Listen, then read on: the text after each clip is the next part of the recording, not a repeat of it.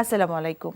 মিতা মুস্তাফা স্বাগত জানাচ্ছি এনটিভির রাতের খবরে। আদালত কর্তৃক ফেরারি ঘোষিত কোনো আসামি জাতীয় সংসদ নির্বাচনে প্রার্থী হতে পারবেন না। জোটবদ্ধ নির্বাচন হলেও ব্যক্তি নিজস্ব দলের প্রতীক ব্যবহারের বিধান এবং ভোটার প্রতি ব্যয়ের বিধান বাড়িয়ে গণপ্রতিনিধিত্ব অধ্যাদেশ আইন মন্ত্রণালয়ের ভেটিংয়ের জন্য পাঠানো হয়েছে। নির্বাচন কমিশনার আবুল ফজল মোহাম্মদ সানাউল্লাহ বলেন, গত 3টি নির্বাচনের মতো আর কোনো নির্বাচন হবে না। নিয়ামুল আজিজ সাদেকের রিপোর্ট। গণপ্রতিনিধিত্ব অধ্যাদেশ 1972 সালের সংশোধনী প্রস্তাব আইন মন্ত্রণালয়ে পাঠিয়েছে নির্বাচন কমিশন। মন্ত্রণালয়ের ভেটিং সাপেক্ষে উপদেষ্টা পরিষদে পাশ হওয়ার পর গেজেট প্রকাশ করবে নির্বাচন কমিশন।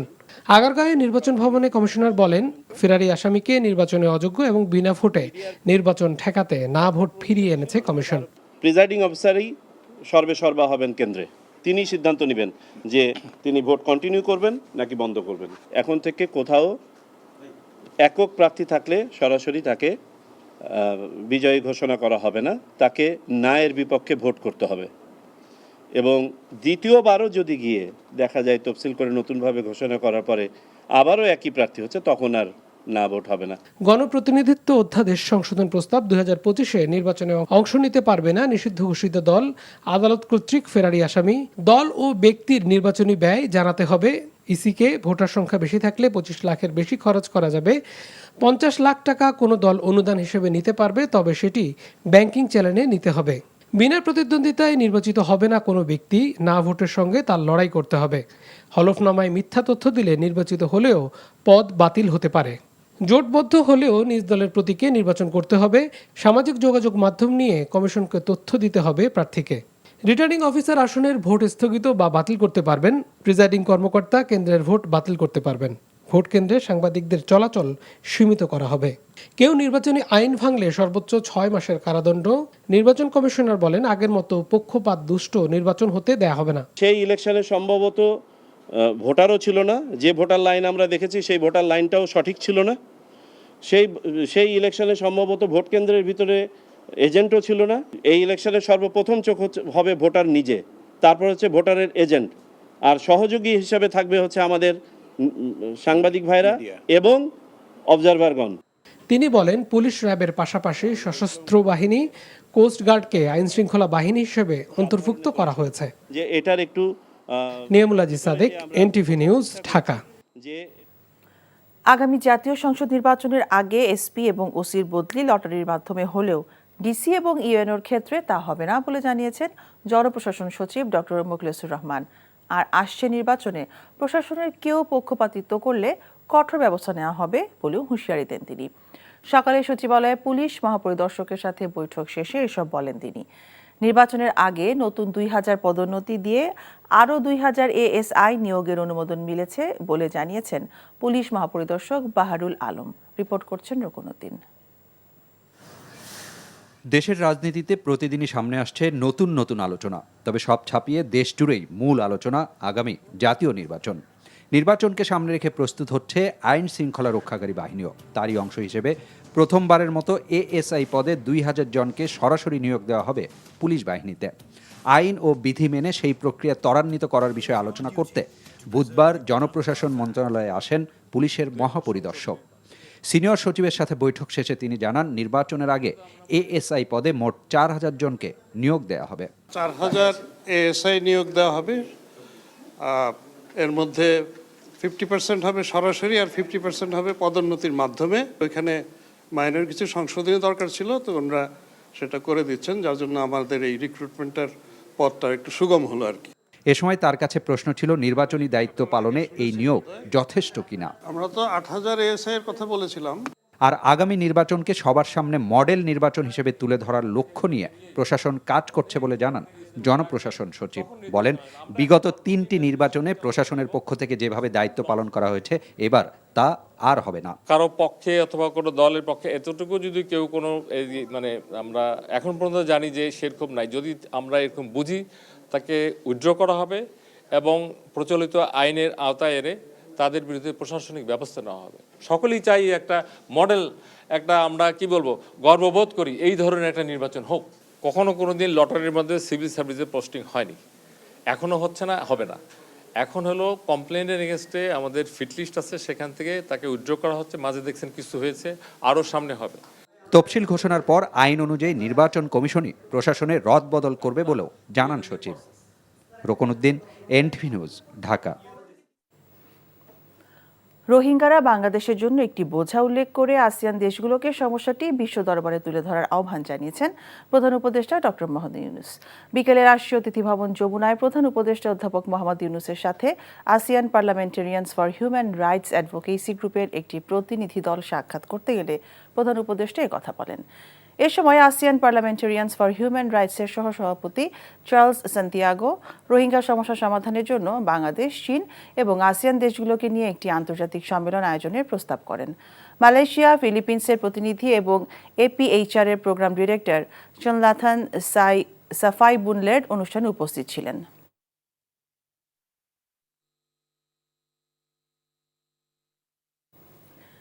বাংলাদেশ থেকে কোটি কোটি ডলার চুরি যাওয়ার সম্পদ অফশোর ট্যাক্স হেভেন এবং ধনী দেশগুলোতে পাচার রোধে কঠোর আন্তর্জাতিক আইনি কাঠামো তৈরির আহ্বান জানিয়েছেন প্রধান উপদেষ্টা ডক্টর মোহাম্মদ ইউনূস।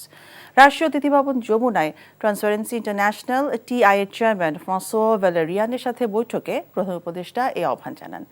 বলেন, স্বৈরাচারী শাসনামলে বাংলাদেশ থেকে প্রতি বছর $16 বিলিয়ন পাচার করা হয়েছিল। অধ্যাপক ইউনূস আন্তর্জাতিক ব্যাংকিং এবং আর্থিক নিয়মের তীব্র সমালোচনা করেন, যা অফশোর দ্বীপপুঞ্জ এবং অনেক ধনী দেশের মতো জায়গায় লুট করা অর্থ জমা করা সহজ। টিআই চেয়ারম্যান ফ্রাঁসোয়া ভ্যালেরিয়ান চুরি যাওয়ার সম্পদ পুনরুদ্ধারের জন্য অন্তর্বর্তীকালীন সরকারের প্রচেষ্টার প্রশংসা করেছেন। তবে অর্থ পাচার বন্ধে আরও কার্যকর আন্তর্জাতিক সহযোগিতা এবং শক্তিশালী আর্থিক নিয়ন্ত্রণের প্রয়োজনীয়তার উপর জোর দেন।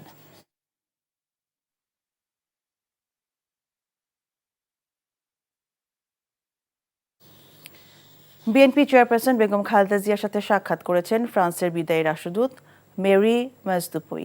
সন্ধ্যায় গুলশানে বেগম খালেদা জিয়ার বাসভবন ফিরোজায় এই সাক্ষাৎ অনুষ্ঠিত হয়। বিদায়ী রাষ্ট্রদূত বেগম জিয়ার স্বাস্থ্যের খোঁজ খবর নেন এবং তাঁর সুস্থতা কামনা করেন। এ সময় উপস্থিত ছিলেন বিএনপি স্থায়ী কমিটির সদস্য ডক্টর আব্দুল মঈন খান এবং AZM জাহিদ হোসেন।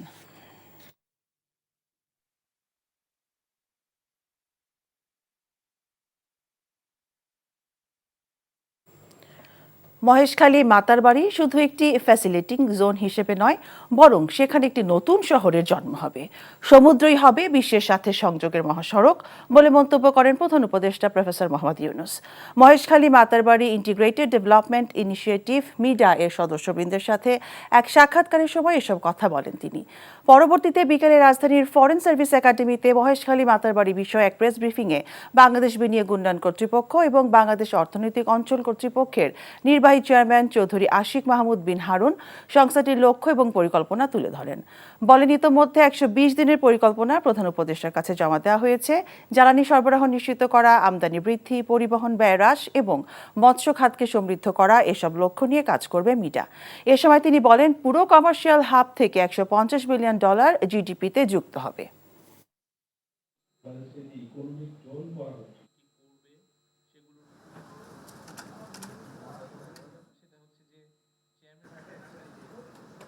যে 30 বছর পরে আমরা এই মহেশখালী মাতারবাড়ি এলাকাটাকে সিঙ্গাপুর বা সাংহাইয়ের মতো করে দেখতে চাই। এটা is not a vessel city, এটা একটা স্যাটেলাইট সিটি না, ইট সেলফ ইজ আ টাউনশিপ। প্রায় $150 বিলিয়ন মতো আমরা জিডিপিতে কন্ট্রিবিউশন এক্সপেক্ট করছি শুধুমাত্র এই জোনটা থেকে। ভিশন, মাস্টার প্ল্যান, ন্যারেটিভ দাঁড় করাবো। একই সাথে আমরা চেষ্টা করব যে সাংহাই পোর্ট বা সিঙ্গাপুর পোর্টে যে বেস্ট প্র্যাকটিসগুলো এগুলো কিভাবে ইনকর্পোরেট করা যায় সেটার জন্য আমরা একটা পেপার তৈরি করে দিয়ে যাব। ডাকসু নির্বাচন হতে বাধা নেই, আপিল বিভাগের এমন রায়কে স্বাগত জানিয়েছে বিশ্ববিদ্যালয়ের শিক্ষার্থী এবং ডাকসু নির্বাচনের প্রার্থীরা। রায়ের পরপরই উৎসব মুখর পরিবেশে পুরোদমে প্রচারণা শুরু করে বিভিন্ন প্যানেল এবং স্বতন্ত্র প্রার্থীরা। এদিকে নারী প্রার্থীকে কটূক্তি করায় আলী হোসেনকে 6 মাসের জন্য বহিষ্কার করেছে বিশ্ববিদ্যালয় প্রশাসন। নূর হোসেনের রিপোর্ট। সুপ্রিম কোর্টের আপিল বিভাগের রায়ে ডাকসু নির্বাচন নিয়ে জটিলতা কেটে যাওয়ায় আবারও প্রচারণায় সরগরম হয়ে ওঠে ঢাকা বিশ্ববিদ্যালয় ক্যাম্পাস। আদালতের এমন রায়কে স্বাগত জানিয়েছেন প্রার্থী ও ভোটাররা। আদালতের এই রায়কে আমরা ইতিবাচকভাবেই নিচ্ছি, কারণ বিশ্ববিদ্যালয়ের শিক্ষার্থীরা এই ডাকসু নির্বাচন নিয়ে কোনো ধরনের তালবাহানা সহজে মেনে নেবে না। তো তাদের এই সিদ্ধান্তকে আমরা সাধুবাদ জানাই। যারা জলঘোলা করার চেষ্টা করছে, যারা নতুন করে ক্যাম্পাসকে অস্থিতিশীল করার চেষ্টা করছে এবং ডাকসু নির্বাচনকে প্রশ্নবিদ্ধ করার চেষ্টা করছে, তাদেরকে 9 তারিখে শিক্ষার্থীরা প্রত্যাখ্যান করবে। রায়কে ইতিবাচক বললেও নির্বাচন বানচালের কোনো ষড়যন্ত্রই শিক্ষার্থীরা মেনে নেবে না বলে হুঁশিয়ারি দিয়েছেন বিভিন্ন প্যানেলের প্রার্থীরা।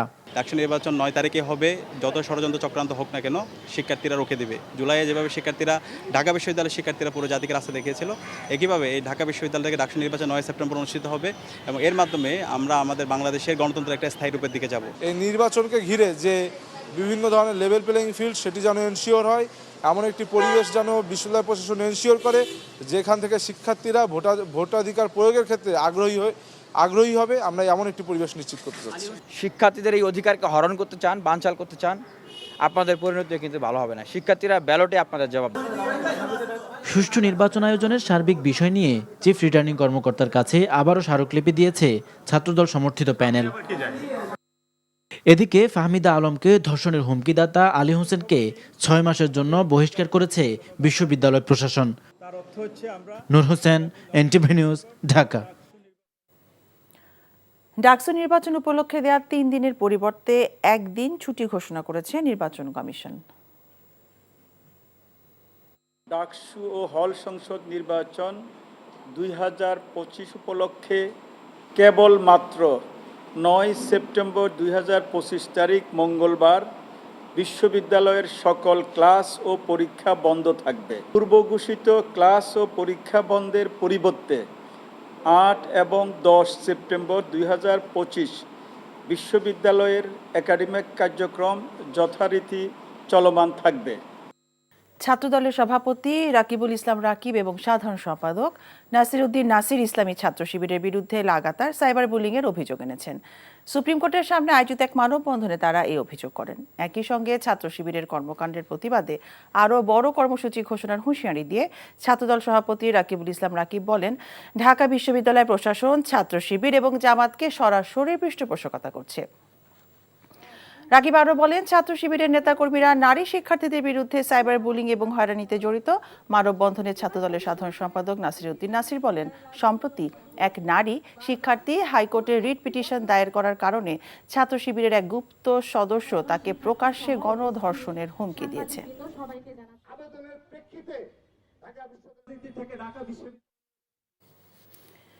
যেসব দেশ গণ অভ্যুত্থানের পর দ্রুত নির্বাচনের দিকে যেতে পেরেছে তারা ভালো করেছে উল্লেখ করে বিএনপির স্থায়ী কমিটির সদস্য আমির খসরু মাহমুদ চৌধুরী বলেছেন, বাংলাদেশে আরও অনেক আগেই নির্বাচন দেওয়া উচিত ছিল। রাজধানীর একটি হোটেলে স্কুল অব লিডারশিপ USA আয়োজিত জুলাই পরবর্তী রাজনৈতিক ভাবনা এবং বাংলাদেশ কোন পথে শীর্ষক সেমিনারে এমন মন্তব্য করেন তিনি বলেন, প্রতিদিন শঙ্কার মধ্যে আছে বিএনপি, কারণ নির্বাচনের পর 6 মাসের মধ্যে স্বস্তি না দিতে পারলে মানুষ ধৈর্য হারিয়ে ফেলবে বলেও আশঙ্কা প্রকাশ করেন তিনি। বড় বড় প্রকল্প নিয়ে লুটপাটের রাস্তা তৈরি না করে বরং বাজেটের টাকা দেশের মানুষের উপর বিভিন্ন খাতে বিনিয়োগ করবে বিএনপি, কারণ মানুষের হাতে টাকা থাকলে মানুষ খরচ করবে আর এতেই অর্থনীতি ঘুরে দাঁড়াবে বলেও মতামত দেন বিএনপির এই নেতা।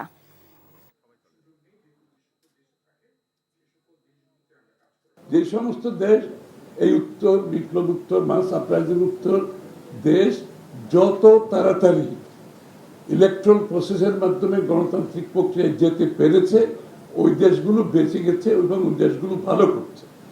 আর যেই দেশগুলো এই বিপ্লবোত্তর সময় আমার দাবি ওর দাবি করতে করতে ঝামেলা পাকাইছে, ওই সমস্ত দেশে গণতন্ত্রও নাই, অর্থনীতিও নাই, সমাজও নাই, ওখানে গৃহযুদ্ধ চলছে, ওখানে সমাজে বিভক্তি চলছে, ওই দেশের অর্থনীতি বিধ্বস্ত হয়ে গেছে। গণ অধিকার পরিষদের সভাপতি এবং ডাকসুর সাবেক ভিপি নুরুল হক নূর পুরোপুরি ঝুঁকিমুক্ত বলে জানিয়েছেন ঢাকা মেডিকেলের পরিচালক ব্রিগেডিয়ার জেনারেল মোহাম্মদ আসাদুজ্জামান। বলেন, তার শারীরিক অবস্থার দ্রুত উন্নতি হচ্ছে। এদিকে নূরকে দেখতে গিয়ে আমার দেশ পত্রিকার সম্পাদক মাহমুদুর রহমান জানান, নূরের ওপর হামলার দায় সরকার এড়াতে পারে না। রিপোর্ট করছেন ফাহাদ মোহাম্মদ। ঢাকা মেডিকেল কলেজ হাসপাতালে চিকিৎসাধীন গণ অধিকার পরিষদের সভাপতি ও ডাকসুর সাবেক ভিপি নুরুল হক নূরকে দেখতে যান আমার দেশ পত্রিকার সম্পাদক মাহমুদুর রহমান। এই সময় নূরের উপর হামলার ঘটনা সরকারের কোনো না কোনো পর্যায়ের নির্দেশেই হয়েছে বলে অভিযোগ করেন তিনি। তাই এই হামলার নির্দেশদাতাদের খুঁজে বের করাও সরকারের দায়িত্ব বলে জানান তিনি। পুলিশ এবং সেনাবাহিনীর সদস্যরা যে চরম নিন্দনীয় এবং রহস্যজনক হামলা চালিয়েছে তার ব্যাখ্যা দেওয়ার দায়িত্ব বর্তমান সরকারের। এই আক্রমণের দায়িত্ব সরকার নিতে পারে না, কারণ এই সরকারের নির্দেশেই এই হামলা হয়েছে, নিশ্চয়ই কোনো না কোনো নির্দেশে।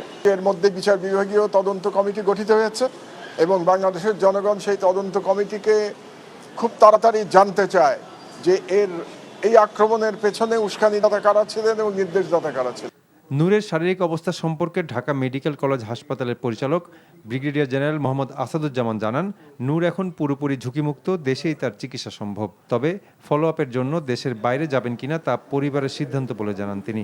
স্টেবল আছেন এবং ওনার উন্নতি হচ্ছে এবং যেটুকু যে নার্জাল বোন ফ্র্যাকচার অথবা ম্যাকজিলা ফ্র্যাকচারের ক্ষেত্রে জাস্ট মানে এই ট্রিটমেন্ট যেটা চলছে এটা কন্টিনিউ করলেই মানে কনজারভেটিভ ট্রিটমেন্টেই উনি আস্তে আস্তে ভালো হয়ে উঠবেন। বোর্ডের রিকমেন্ডেশন হচ্ছে উনি যে নেক্সট ফলো আপ করবেন, নেক্সট ফলো আপটা উনি চাইলে বাংলাদেশেও করতে পারেন, বাইরেও করতে পারেন, উনি যদি ইচ্ছা করেন। এই মুহূর্তে তার চিকিৎসার পাশাপাশি বিশ্রাম প্রয়োজন, নতুন করে উদ্বিগ্ন হওয়ারও কিছু নেই বলে জানান ঢাকা মেডিকেল কলেজ হাসপাতালের পরিচালক। নেতাকর্মীদের অযথা কেবিনে ভিড় না করারও অনুরোধ জানান তিনি। Fahad Mohammad, NTV news, Dhaka. ভয়ভীতি ও মেরে ফেলার হুমকি দিয়ে জামায়াতে ইসলামীর নেতা এবং প্রাক্তন সংসদ সদস্য দেলওয়ার হোসেন সাঈদীর বিরুদ্ধে মানবতাবিরোধী অপরাধের মিথ্যা মামলা এবং সাক্ষ্য দিতে বাধ্য করা হয়েছিল বলে আন্তর্জাতিক অপরাধ ট্রাইব্যুনালের প্রসিকিউশনের কাছে অভিযোগ দায়ের করা হয়েছে। সাঈদীর বিরুদ্ধে করা মামলার বাদী বীর মুক্তিযোদ্ধা মাহবুবুল আলম হাওলাদার ট্রাইব্যুনালে আজ এই অভিযোগ জমা দেন। এতে সাবেক প্রধানমন্ত্রী শেখ হাসিনা সহ 40 জনের বিরুদ্ধে ব্যবস্থা নেওয়ার আর্জি জানান তিনি। এ সময় অপর দুই সাক্ষী আলতাফ হাওলাদার এবং মোহাম্মদ মাহতাবউদ্দিন হাওলাদার তার সাথে ছিলেন। তারাও জানান তাদের ভয়ভীতি দেখিয়ে সাঈদীর বিরুদ্ধে সাক্ষ্য দিতে বাধ্য করা হয়েছিল। সিলেটে সাদা পাথর লুটপাটের মাধ্যমে দুর্নীতির অভিযোগে অনুসন্ধান শুরু করেছে দুদক। বুধবার দুপুরে সংস্থাটির মহাপরিচালক জানান, অভিযানে দুর্নীতির সত্যতা মেলায় এই পদক্ষেপ নিয়েছে তারা, যেখানে প্রাথমিকভাবে রাজনীতিবিদ, স্থানীয় প্রশাসন সহ অন্তত 42 জনকে শনাক্ত করেছে দুদক। এদিকে 75 কোটি টাকার রাজস্ব ফাঁকির অভিযোগে এস আলম গ্রুপের চেয়ারম্যানের 2 ছেলে সহ 10 জনের বিরুদ্ধে মামলা করেছে দুদক। পাশাপাশি মামলা হয়েছে প্রিমিয়ার ব্যাংক থেকে 102 কোটি টাকা আত্মসাতের অভিযোগে ওয়েস্ট অ্যাপারেলসের চেয়ারম্যান ASM আব্দুল্লাহ সহ 10 জনের বিরুদ্ধে। ইস্পাহানি প্রিমিয়াম টি খেলার খবর। কাল কোয়াবের সভাপতি পদে নির্বাচন, প্রতিদ্বন্দ্বিতা করবেন সাবেক ক্রিকেটার সেলিম শাহেদ এবং মোহাম্মদ মিঠুন। বিকেল 3টায় শুরু হবে ভোট গ্রহণ। এদিকে আসন্ন বিসিবি নির্বাচনে অংশ নিতে আগ্রহী সাবেক অধিনায়ক মিনহাজুল আবেদিন নান্নু। নিলয় মজুমদারের রিপোর্ট। একাডেমি ভবনের এক প্রান্তে চলছে নির্বাচনের প্রস্তুতি। প্রথমবারের মতো কোয়াবের সভাপতি পদে হবে লড়াই। 215 জন ভোটারের ভোটে সাবেক ক্রিকেটার সেলিম শাহেদ ও বর্তমানে এখনও মাঠের ক্রিকেট খেলে যাওয়া মোহাম্মদ মিঠুনের মধ্যেই একজন দায়িত্ব পাবেন ক্রিকেটারদের কল্যাণে গঠিত সংগঠনের। যারা সরাসরি আসতে পারবেন না তাদের জন্য থাকছে ভার্চুয়ালি ভোট দেওয়ার সুযোগ। এক্সাইটমেন্ট থেকেও আমি বলবো যে এখানে আরেকটা জিনিস কাজ করছে, যেটা আমাদের একত্রিত হওয়া সবাই একসাথে, এটা সবচেয়ে বেশি কাজ করছে। আমি মনে করি যে এখানে এই প্ল্যাটফর্মে সবাই যখন ফরমাল প্লেয়ার এবং কারেন্ট প্লেয়াররা একসাথে আসবে, এখানে ক্রিকেটের জন্য আরও কিছু ইতিবাচক দিক আমরা দেখতে পাবো। এই ভোট গ্রহণ দিয়ে জোরালো হয়ে গেল ক্রিকেট আঙ্গনে নির্বাচনী হাওয়া। আসন্ন বিসিবি নির্বাচনে পরিচালক পদে লড়াই করার আগ্রহ প্রকাশ করেছেন সাবেক অধিনায়ক মিনহাজুল আবেদিন নান্নু। এখন কিছু জিনিস আছে যে ফর্মার ক্যাপ্টেনদের একটা বার আছে ক্যাটাগরি সিতে, তো এই জায়গাটায় এখনও জানি না কতটুকু কী হবে। তারপর চিন্তাভাবনা পজিটিভ নিয়ে রেখেছি, আশা করছি যদি সব কিছু ঠিকঠাক থাকে তাহলে অবশ্যই করব। ভোটারদের তালিকায় নাম না থাকায় কোয়াবের নির্বাচনে ভোট দিতে পারবেন না দুই সাবেক অধিনায়ক সাকিব আল হাসান ও মাশরাফি বিন মুর্তুজা। Niloy Majumder, NTV news, Dhaka. এই ছিল রাতের খবরে। এই খবরের ভিডিও সহ আপডেট জানতে ভিজিট করুন এনটিভি অনলাইন www.ntvbd.com। এছাড়াও এনটিভি জনপ্রিয় সব অনুষ্ঠান ও খবরের আপডেট জানতে ভিজিট করুন আমাদের ইউটিউব ও ভেরিফাইড ফেসবুক পেজ। রাত 1টার মধ্যরাতের খবর দেখার আমন্ত্রণ রইল। সবাইকে ধন্যবাদ।